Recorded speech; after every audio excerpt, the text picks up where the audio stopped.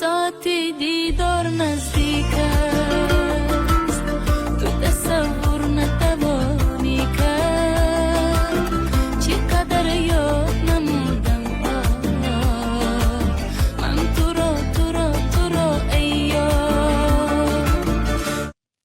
السلام علیکم بینندگان عزیز و ارجمند. این ساعت که نصیب دیداری ما و شماست، تمنا میکنیم که همدم و هم نفس همدیگر باشیم و همیشه صاحب شادی و نشاط گردیم و هرگز غم به درگاه ما راه نیابد. محفل‌آرای امروزه برنامه ما هستند علوچی فرهنگ جمهوری تاجیکستان، دارنده مدال خدمت شایسته، راهبر انسامبل رقصی زیبای نزد کاخ فرهنگ سغدیان شهر خوجند، شهلا جلیلی. استقبال میگیریم.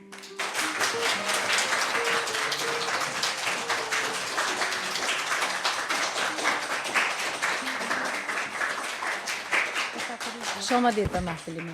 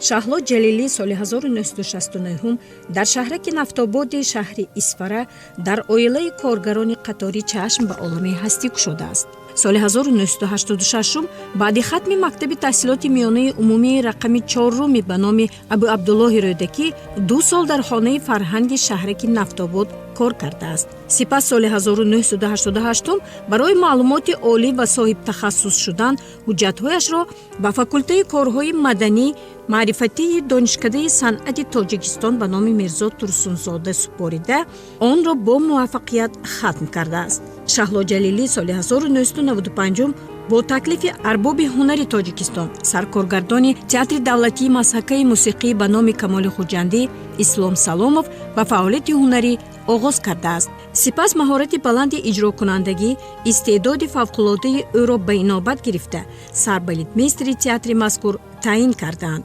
соли 2000 Шаҳло Ҷалилӣ ба театри Навбунёд театри давлатии мусиқии тамошобини ҷавон ба номи Одилҷон Назаров ба вазифаи сарбалидмейстрӣ ба кор гузаштааст ва муддати бештар аз 10 сол дар ин ҷо фаъолият бурдааст. баъди 10 соли фаъолияти корӣ дар театри тамошобини Навраз ва тарбияи даҳҳо шогирдон ӯро ба вазифаи мудирии шӯъбаи хореографии боргоҳи дигари ҳунар коллеҷи санъати ба номи Содирхон Ҳофизи шаҳри Хуҷанд даъват карданд. соли 2016 бо ибтикору дастгирии мақомоти иҷроии ҳокимияти давлатии вилояти Суғд дар шаҳри Хуҷанд муассисаи давлатии мактаби рақсии Зебо Аминзода таъсис меёбад ва Шаҳло Ҷалилӣ дар ин ҷо ба кор шурӯъ менамояд. сипас худи ҳамон сол ба вазифаи директор роҳбари бадеии муассисаи давлатии Кохи фарҳанги Суғдиён таъин мегардад. баъди 2 соли роҳбарият дар ин муассиса ӯ ба кори эҷодиву ҳунарӣ ба ҳайси роҳбари ансамбли Зебо таъин мешавад ва то ба имрӯз фаъолияташро дар ин ҷо идома медиҳад. подоши заҳматҳояш Шаҳло Ҷалилӣ бо сипосномаву ифтихорномаҳои Вазорати фарҳанги Ҷумҳурии Тоҷикистон, раиси вилояти Суғд, раёсати фарҳанг ва як қатор шаҳру ноҳияҳо қадрдонӣ шудааст. ҳамчунин ӯ бо нишони сарисинагии аълочии фарҳанги Ҷумҳурии Тоҷикистон, медали хизмати шоиста сазовор дониста шуда барандаи ҷоизаи вилоятӣ ба номи Камоли Хуҷандӣ мебошад. ساعتی دیدار نزدیک است تو تصور نتوانی کرد. خب شهلابانو خوش آمدید به محفل ما. فکر میکنم بینندگان عزیز ما شما رو همچون یک نفر هنرمند ورزیده ساحه رقص میشناسند و ما میدونیم که امروز شما همچنین در تربیه شاگردان در انسامبل رقصی زیبا فعالیت میبرید. خب از هنرنمایی این گل دخترکان ما در بسیار چاره‌بینی ها به خوبی برخوردار هستیم. خب مانده نباشید. سلامت باشید بابان عزیز. من بسیار خرسند هستم که امروز ما با شمایان و با مخلصان عزیزمون طریق آینه نیلگون واخوری داریم، دیدار داریم. بسیار برای ما افتخار است. انسامبل رقصی زیبا در نزد کاخ فرهنگ سوغدیان الکی زیاد از 10 سال می شود که فعالیت برده ایستاده ایم. حیات انسامبل رقصی ما از خردترکان و جوان دختران عبارت می باشد. اینها از هر یک دانشگاه، از باغچه، از مکتب‌های تحصیلاتی میانه اشتراک میکنند. زیرا یکی از بهترین، یکی از زیباترین صنعت بای و غنی ملت تاجیک ما این صنعت رقص می باشد که همیشه جوان هستند، در آن دخترها همیشه زیبا هستند. خود انسامبل ما نام زیبا دارد، دخترکان ما نیز بسیار هم زیبا هستند. مشاهده این هم شده مالکه. شهلا بانو من میخواستم درباره تأسیسیابی همین انسامبل در ولایت برای من قصه کنید. در سرگاه تأسیسیابی آن که ها می ایستادند و شما از کی به قول استفاده را قبول کردید؟ سال 2013 این برای ما هم یک پدیده بود که ما انتظارش هم نبودیم. برای ما بسیار خرسنده آور بود که با راهبری استاد رقص هنرمند اتفاقی زیبا امینزاده در ولایت سوخت با دستگیری مقامات اجرایی حاکمیت دولتی ولایت سوخت و وزارت فرهنگ جمهوری تاجیکستان مکتب رقصی استاد زیبا امینزاده تأسیس یافت که در آن زیاده از 800-900 نفر داوطلبان با کاستینگ آزمون دعوت شده بودند از سن سال 5 ساله تا سن سال 22 ساله. از تمام 18 شهر و ناحیه‌های ولایت سوخت اشتراک می‌کردند و دخترکان بسیار هم با یک خواهش بلند، با یک طبع بالیده سوی آن وقت در نزد تئاتر خواجه کمال خوجندی عمل میکرد. همونجا روانه میشدند. یکی از استادان صنعت، دایره نواز بهترین شادروان غفران رحیمبایف بودند و شاگرد اون کس فخرالدین قربانوف که حاضر همچون کنسرت میستر در ما فعالیت میبرند. таҳти зарби доира мо ҳар як довталабро ҳамроҳи устоди рақс Зебо Аминзода аз назар мегузарондем. ҳисси шунавоишона, тарзи омода будани дасту пойҳо, чеҳраро дар назар мегирифтем, қадду қомати зеборо дар назар мегирифтем. ҳамон ҷо мо зиёда аз 45 нафар довталабонро мо аллакай ба ҳайати мактаби рақсии Зебо шомил кардем, қабул кардем ва дар тамоми чорабиниҳои фарҳангии шаҳру вилоят берун аз ҷумҳурӣ мо аллакай сафарҳои ҳунарӣ доштем. соли 2013 мо аллакай презентатсияи ансамбли рақсиро мо ифтитоҳ кардаги будем, мактаби рақсиро. ва хушбахтона соли 2016 мактаби рақсии Зебо аллакай ба як ансамбли давлатии рақсии Зебо мубаддал гашт ки ин ҳам бо дастгирию ғамхориҳои пеш аз ҳама сарвари давлатамон, пешвои муаззами миллат, президенти ҷумҳурии Тоҷикистон муҳтарам Эмомалӣ Раҳмон бисёр ба мо кӯмак карданд, дастгириҳо карданд дар бобати ансамбли рақсии Зебо. бисёр фикру андешаҳои хубро нисбати мо маслиҳат доданд. ҳозир бошад дар тамоми чорабиниҳои вилоятӣ берун аз ҷумҳурӣ духтаракон фаъолият мебаранд ва раиси вилояти мо Раҷаб Аҳмадзода бисёр нисбати санъати рақс эътибори калон доранд. тамоми ансамблҳои рақсии вилоятро дастгирӣ мекунанд ва барои ансамбли рақсии Зебо таваҷҷуҳи хоса доранд. дар шароити кории мо тамоми имкониятҳоро фароҳам оварданд, аз фаъолияти ансамбл пурсон мешаванд. ин барои мо бисёр ифтихор ҳаст.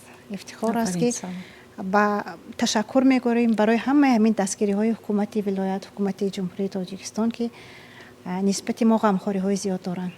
ташаккури зиёд. хуб, чун шумо имрӯз қаҳрамони барномаи мо ҳастед, мо мехостем қабл аз ҳама аз худи шумо пурсон шавем ки худи шумо ба олами ҳунар чӣ гуна пайвастед?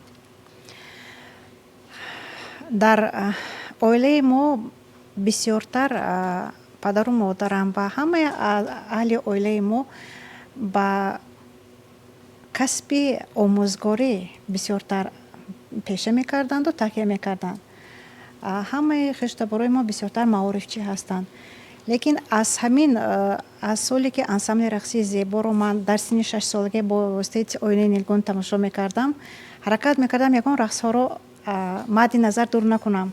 қариб ки ҳамаи рақсҳои фаъолияти ансамбли рақсии Зеборо ман аз худ медонистам.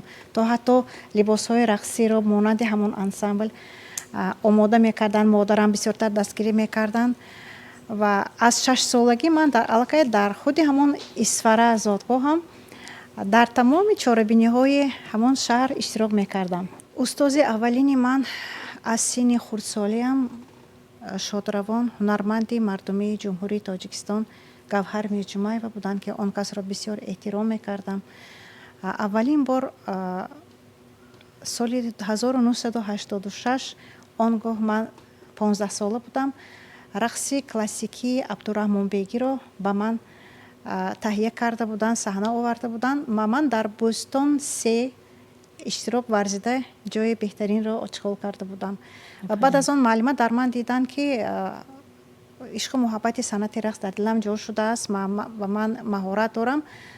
соли 1988 муаллима устози ман маро ба ансамбли рақси он вақта дар назди донишгоҳи санъатӣ буд ҳунарҳои зебо ва маро ба факултаи хореографии донишгоҳи ҳунарҳои зебо оварданд, бо устозон шинос карданд ва гуфтанд ки ман мехоҳам ҳамин аз исфара як раққосаи беҳтарин барояд.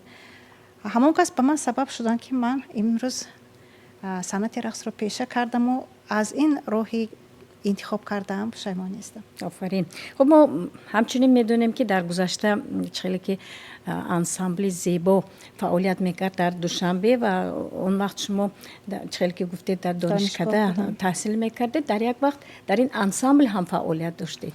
соли 1988 бале ман бо ҳамроҳии яке аз композиторони машҳур оҳангсоз Зайниддин Зулфиқоров сӯи радиокомитет равона шудем ва он ҷо ман аввалин бор ба толори ансамбли рақсии Зебо даромадам.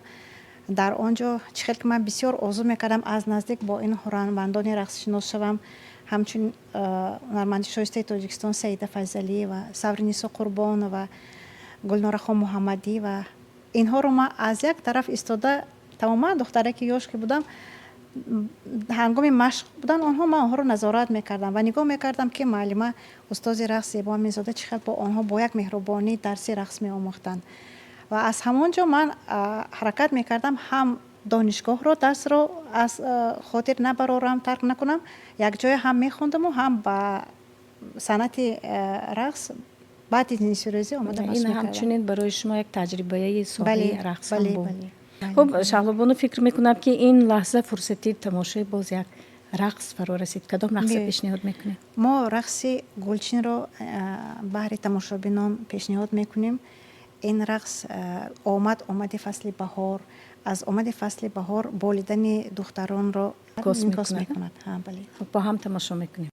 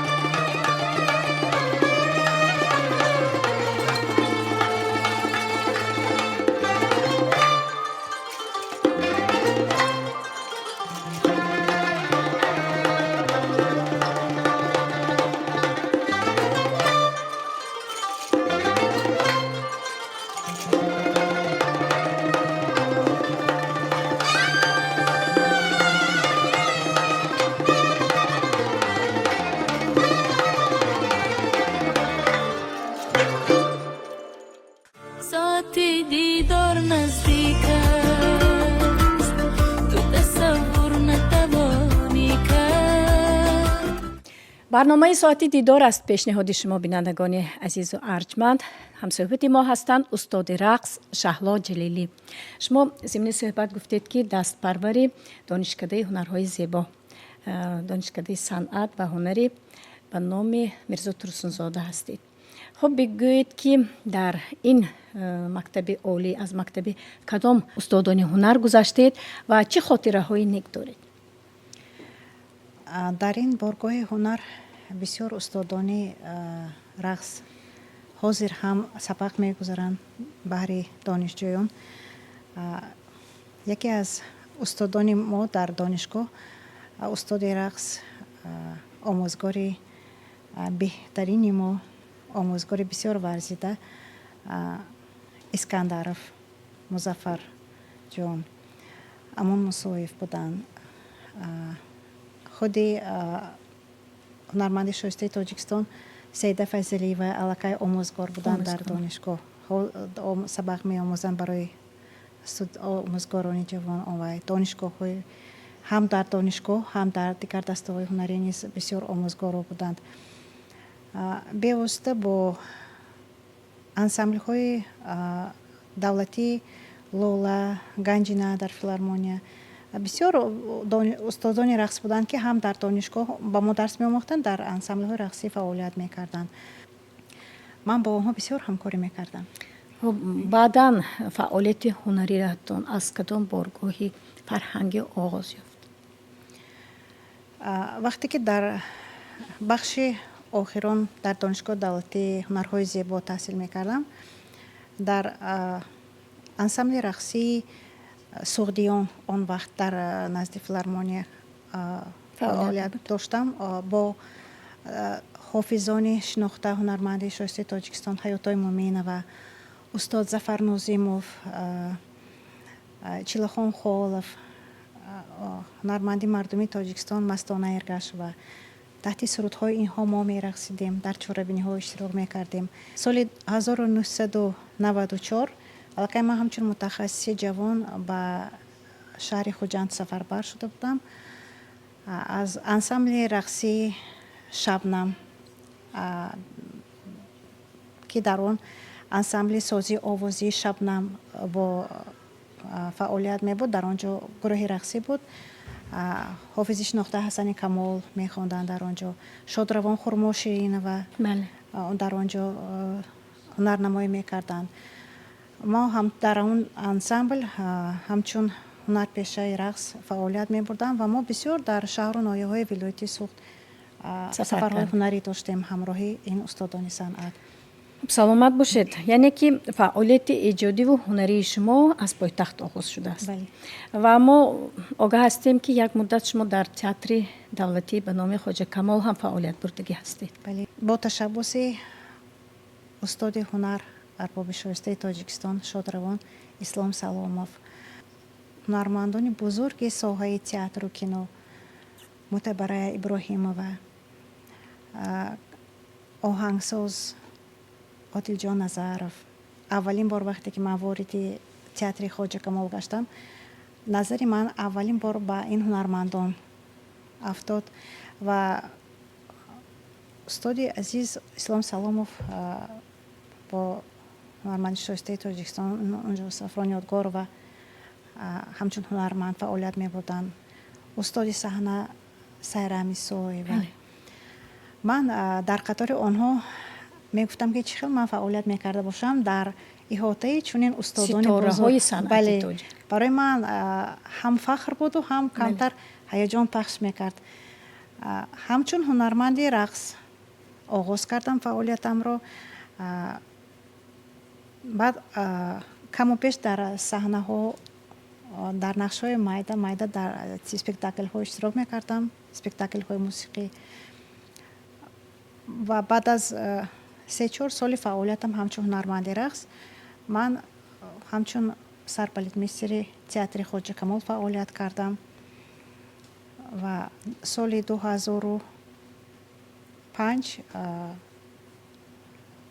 در تئاتر تماشابینی نورس در آنجا نیست در همچون پلیدمیستر همین تئاتر فعالیت بردم. چون در همین تئاتر شما فعالیت کاری انداختید با خصوصا کودکان و نورسان، فکر میکنم در این انسامبل، یعنی در انسامبل زیبا برایتان کار کردن آنقدر دشوار نبود. بله، برای که من از آغاز کاری که من در تئاتر نورسان آغاز کردم، این تئاتر تماما یک محیط دیگر داشت. بیشتر با نورسان، با کودکان سر و کار داشتیم. البته من خصلتی هر یک کودک رو با کودکان چقدر رفتار و گفتار کردن رو، زبان کودکان رو آموخته بودم و حالا در انسامبل زیبا این البته با من بسیار هم آسان است. بعضا حالت میشد که کودک میگردی، بعضا حالت میشد که با جهان آنها وارد میشوید. و همین وقت خودمون رو نیست باز از نو همچون کودک حس میکنیم. این برای من بسیار خرسندی آور است که من در احاطه کودکان و دخترانی جوان فعالیت میبرم. خب امروز در برنامه ما مربی انسامبل شما، انسامبل رقصی زیبا، معلمه سعادت باباجان و حضور دارم. من میخواستم معلمه درباره همکاریتون با شهلا بانو چند سخن گفته باشید، درباره خصلت‌های پداگوژی آن کس و همچنین راهبری انسامبل. کوخی فرهنگ سوگجان این برگوهی فرهنگ بوده، درباره خود شخصانی با معرفت و با مدنیت رو در بر دارد. پیشروی ها دیده میشه در گرگوهی ما. این انسامبل زیبا پیشرفته ترین انسامبل بوده. معلم شهلا جلیلی رهبری انسامبل رو در عهده دارند که ما با اون کس از سال 2016 کار و فعالیت داریم. من این شخص رو همچون معلمه با تجربه، مادر مشفق نسبت به همه هنرمندان، نورسان، گروه های خردی انسامبل ما همچون با کلکتیو معامله خوب دارند، مهربانانه. با مصلحت های این کس ما کار و فعالیت میبریم. به هنرمندان بسیار معامله خوب دارند. در آموختنی درس های رقص بسیار هم نازکیش رو می آموزند، به آنها معامله خوب دارند. ما به آنها بسیار از معلم تجربه کلان گرفتیم. با دخترکان ما درس های تربیه میگذرانیم، نه بلکه اینجا تنها رقص. ما با آنها در معامله با کلان سالان معامله خوب داشتن، تازگی، آزادگی، در لباس پوشی، یعنی درس زندگی رو هم می آموزیم. برابری در مکتب و دانشگاه ها خوب و اعلی خواندن، در چهاربینی ها اینها فعالانه اشتراک می نمایند. به همه این دستگیری معلمه، دستگیری کوخ فرهنگ سعودیان. خب یعنی که برابری هنرمندی خوب بودن باید تربیه خوب هم دیده باشن دخترکان. شما همین تعقیب میکنید برای اهمیتی جدی میدهیم. برابری معلمه همه اینها رو دستگیری میکنیم. من علاوه بر سخنهای آموزگاری ورزیده معلمه گفتنی هستم، مربی مهربانم، که ما به واسطه با خود آموزگاران دانشگاه ها، مکتب های تحصیلاتی میانه، با خود والدین ها همکاری داریم. با من بسیار مینداری خود را اظهار میکنم با والدین های همین دخترکان انسامبل که همیشه در پهلوی ما هستند. همیشه در همه چاره‌بینی ها، مادر و بیبی ها، بابا ها آمده در همین چی ورزشگاه باشد، مؤسسه فرهنگی باشد، می آیند، ما را همراهی میکنند. من بسیار میندار هستم از پدر و مادران که امروز کم وامیخورن اون پدر و مادرایی که حالا اینقدر به صنعت رقص وارد نشدند، به این عالم رقص وارد نشدند. از زیبایی و از نفاست این صنعت بای و غنی ملت ما اینقدر آگاه حال هم نیستند. لیکن ما کاربری کرده استادیم که آینده همه انسامبل‌های رقصی پر از گلدختران باشد، زیرا مملکت ما آباد و زیبا است. چاره‌بینی ها، همین چاره‌بینی های عید های ملی ما نهایت بسیار هستند و ما بسیار خرسند هستیم، گویا که هر روز برای ما عید است. هر روز برای ما عید است و دخترکو با یک فخر می رقصند. ما از یک چاره‌بینی به یک چاره‌بینی دیگر به صبرانه انتظار هستیم که کدام رقص رو پیشنهاد کنیم، کدام رقص رو آماده کنیم. و چقدر که معلمه گفتن راهبری مؤسسه دولتی سغدیان حالا معلمه منصوری منیرخان خود نیز صنعتکار هستند، خود نیز راهمیشگری یکی از اسباب‌های موسیقی هستند.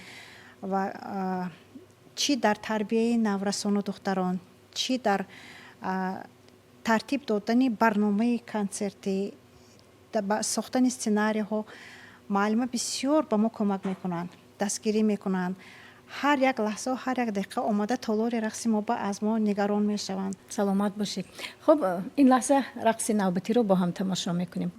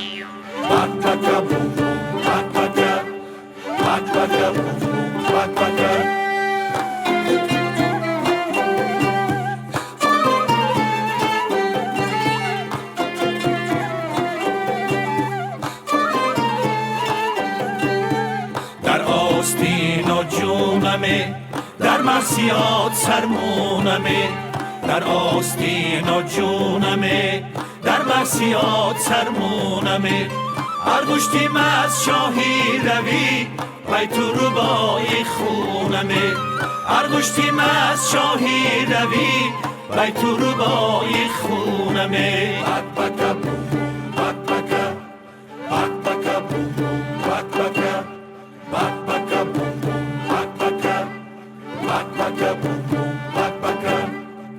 ماهی ماهی رقصیدن و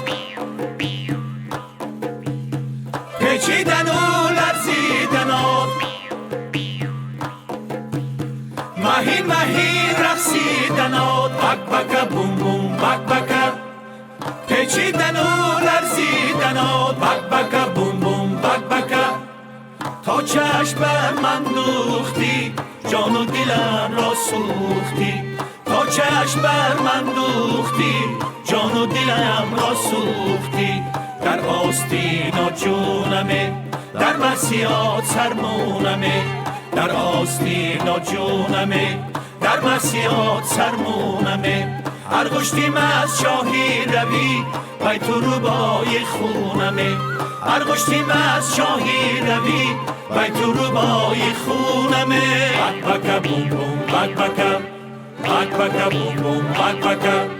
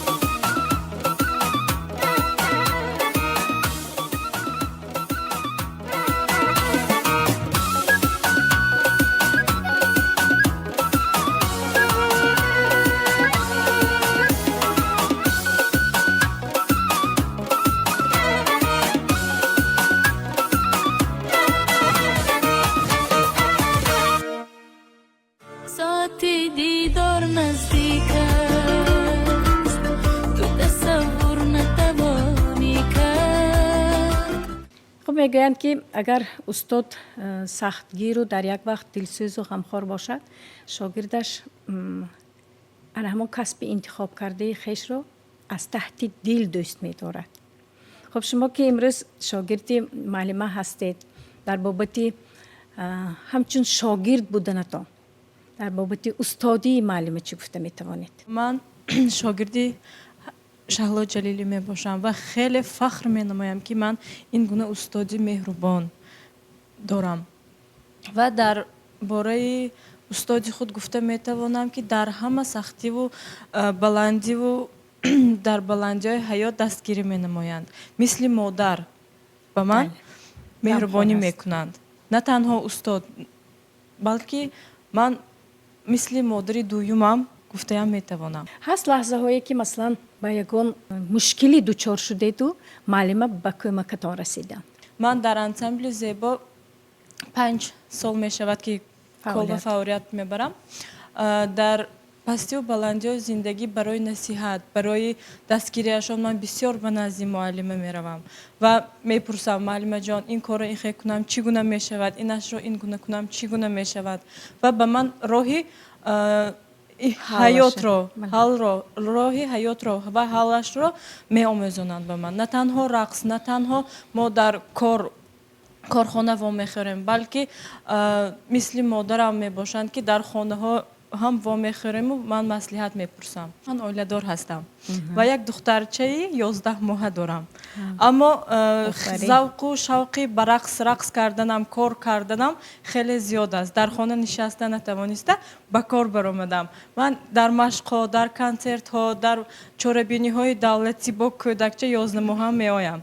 Муаллимаи ман модарам ҳам гӯй мешавад, модарам мисли биби ба кӯдаки ман мегиранд, ба оғӯш мегиранд, мешинанд. Ман то рақс мекунам, то меоям, кӯдаки маро ҳам нигоҳубин мекунанд, хеле дастгирӣ мекунанд. раҳмати калон ба муаллима мегӯям ва як бори дига ман аз шумо миннатдор ки ихелак устод дорам. шуморо хеле дӯст медорем. ҳама ансамбли зебо аз духтарони хурдсол сар карда то наврасону ҷавонон хеле дӯст медорем. Офарин, саломат бошед. шумо ҳаститону ман ҳастам. зинда бошед. ташаккур ки чунин шогирдони хеле соҳиб ҳунару соҳиби одобу услуби хуба тарбия карда истодаед маълима. боз ба фаъолияти ҳунариятон бармегардем. мо медонем ки дар репертуари шумо рақсҳои хеле гуногун жанр ҳастанд. хуб, маҳаки ана ҳамин рақсҳоро шумо аз куҷо пайдо мекунед? бештар аз ҳамон худи оғози таҳсил дар донишгоҳи ҳунарҳои зебо ба мо дар қатори рақсҳои миллии тоҷикӣ Казакова омӯзгор буданд, Захарова омӯзгор ҳозирам ҳастанд. ба мо рақсҳои халқҳои тамоми ҷаҳонро меомӯзонданд. худи муаллима Зебо Аминзода низ аз тамоми сафарҳои ҳунарӣ ба худ як нозукиҳои тамоми рақсҳои ҷаҳонро гирифта буданд ки ба мо меомӯзонданд. чӣ рақсҳои Покистон, рақсҳои ғарбу шарқро гӯем, ҳамаи онро меомӯзанданд ва ман бисёр хурсанд ҳастам ки ҳамин имрӯзҳо дар шаҳри Хуҷанд омаду рафтани меҳмонони хориҷӣ бисёр шудааст. ин бисёр ҳам моро хурсанд мекунад ва мо ҳар чорабинӣ ҳаракат мекунем кадом меҳмони дигар марзу буме ки вориди шаҳри Хуҷанд мешаванд, мо ҳамон миллатро, ҳамон рақси ҳамон давлатро бехатогӣ, бекамбудӣ аз воситаҳои интернет мекобем, аз китобҳо мекобем ва рақсҳое ки устозои мо ба мо саҳнагузорӣ карданд, онро ба хотир мебиёрем ва ҳаракат мекунем пешкаши ҳамин тамошобино гардонем. ва духтаракҳои мо низ аз ӯҳдаи ҳамин рақсҳои ҷаҳон дар баробари рақси миллии тоҷикӣ баромада истодаанд. офарин, саломат бошед. як рақси бисёр машҳури ансамбл ҳаст дар гузашта, ансамбли зебои чӣ хел гӯем, зебои якум рақс мекарданд ва баъдан инро ба гулдухтарони ансамбли зебои дуюм гӯем ба саҳна гузоштед ва ин ҳам рақс ҳам суруд агар гӯям ки дар олам машҳур шудааст хато намекунам. ва чанде пеш дар остона раққосаҳои қазоқ онро иҷро карданд. агар хато накунам соли 1976 ё 77 буд ҳамин рақс рӯи саҳна омад. ин суруди машҳурро ансамбли эстрадии гулшан Гулшан, он бале. вақт шодравон ҳунарманди шоиста тоҷиддин муҳиддинов Бале. месароиданд, мағфират ҳамроқулова ва раҳима шалоер инҳо ҳамовозӣ мекарданд ва ҳамин суруд дар дили маълима ҷой гирифт. ҳамон сол аввалин иҷрокунандаи ҳамин рақсҳо саида файзалиева, гулнора муҳаммадиева, гулнора олмасова, ширимони ҳолова, гулнора илёсова ва якчанд духтарако иҷро мекарданд. ҳамин гӯем ки калиди ансамбли рақсии зебо шуд эсанам ва дар дилу дидаи мардум берун аз кишвар ҷой гирифт. ҳамин рақсро то ҳоло духтаракон иҷро мекунанд. аллакай дуюм гурӯҳ, сеюм гурӯҳ, чорум гурӯҳ шуда рафтодааст ки мо ҳаракат мекунем ҳамин рақс аз байн наравад.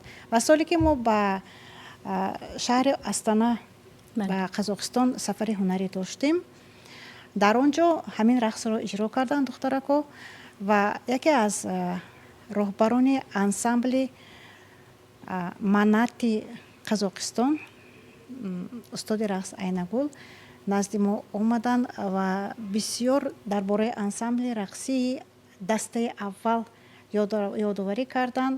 аз дидани мо бисёр хурсанд гаштанд ва кӯмак кардем. онҳо ҳамроҳи мо машқи рақс мегузаштанду ҳамин рақси эсанамро аз худ карданд ва ман фикр мекунам ки бисёр ҳам бо маҳорат иҷро карданд. хуб, дар баробари рақсидан духтарако дар ансамбл тарона ҳам мехонанд. дар ин бобат чӣ мегӯед? яке аз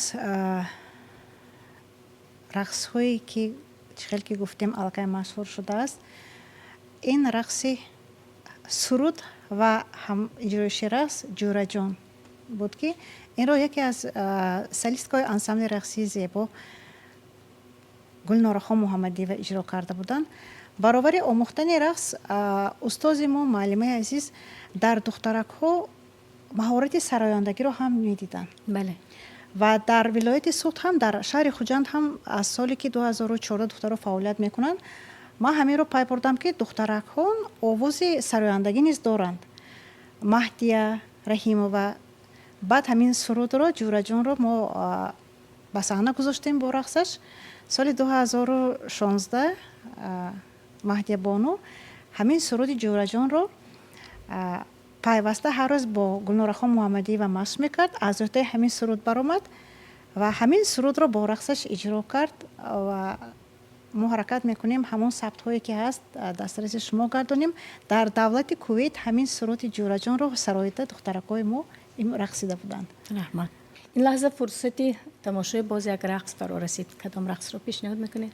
ҳоло мо баҳри шумо рақси муҳаббатро пешниҳод мекунем.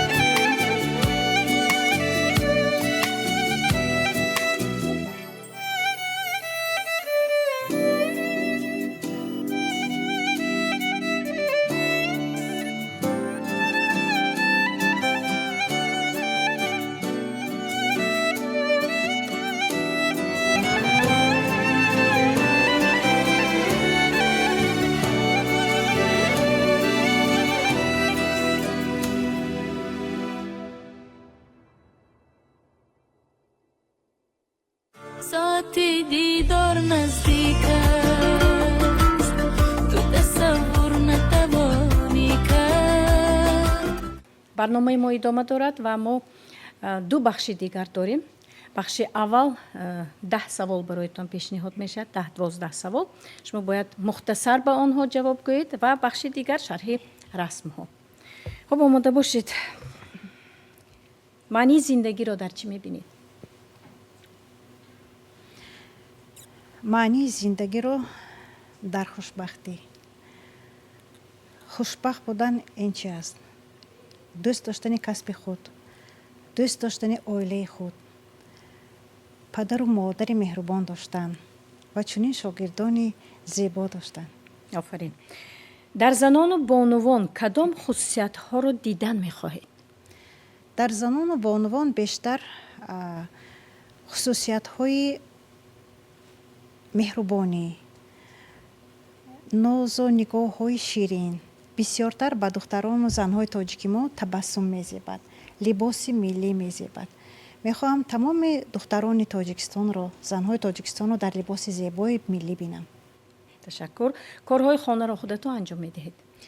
бале, аз аввал ман ҳаракат мекардам, ҳамин хел тақсимот карда будам ки ҳам ба кори эҷодӣ, ҳам ба корҳои хона, ба катбонугӣ, ба ҳар як зани тоҷик он корҳое ки дар хона дорад худам ҷобаҷо саломат кунам. бошед. пухтани ҳамаи навъи таомро балад ҳастед?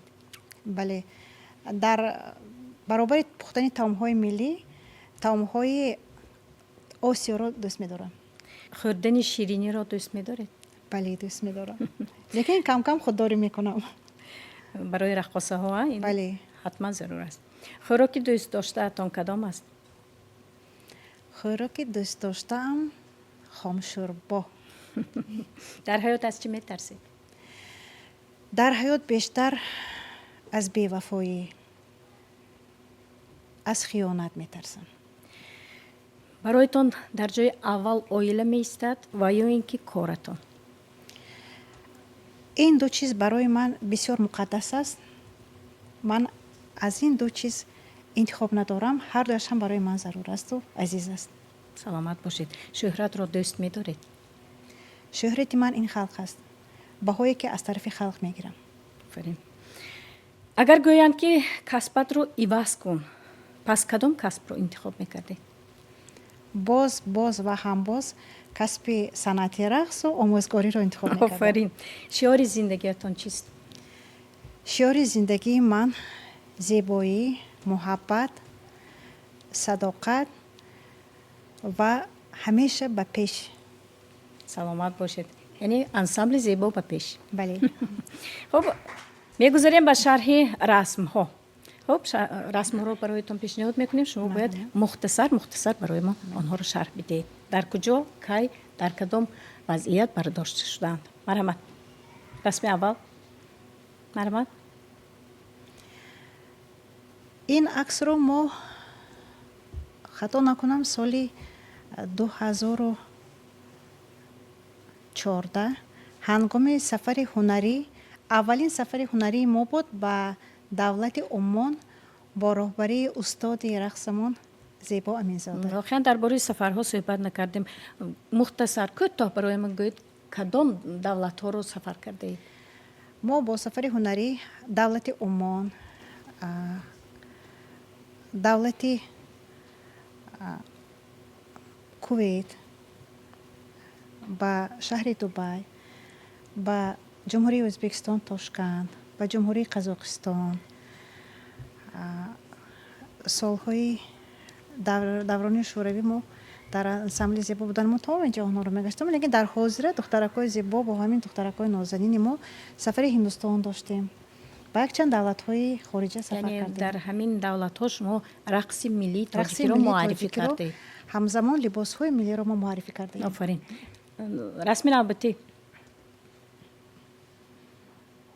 ин ҳангоми машқ ба фикрам бардошт ҳангоми шудааст. машқ соли 2013 пеш аз презентатсияи барномаи консертии мактаби рақсии зебо дар толори театри Хоҷакамол. ин кадом рақс аст? рақси базморо. расми навбатӣ. ин акс дар кохи фарҳангӣ ба номи устод Рӯйдакӣ аксбардорӣ гаштааст. ба наздикӣ дар он ҷо як чорабинии байналмилалӣ баргузор гарда буд ки дар он зиёда аз 12 давлатҳои кишвар иштирок варзиданд ва дар ин ҷо духтарони мо рақси дӯстии халқҳоро иҷро карда буданд. офарин. расми навбатӣ.